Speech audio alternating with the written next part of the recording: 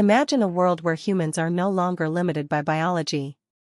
Where the blind can see, the paralyzed can walk, and the mind can directly control machines. This is the age of AI-augmented humans, cyborgs, where artificial intelligence and biology fuse to enhance the human body beyond its natural limits.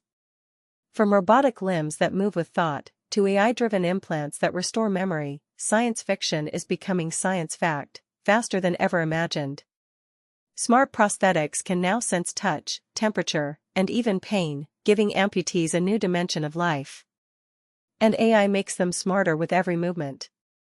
Neural implants are helping patients with Alzheimer's, epilepsy, and depression, while also unlocking potential for enhanced memory and cognition in the future.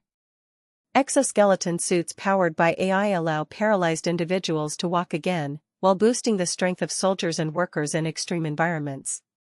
But as the human body becomes upgradable, are we heading toward a future where being fully organic is considered outdated?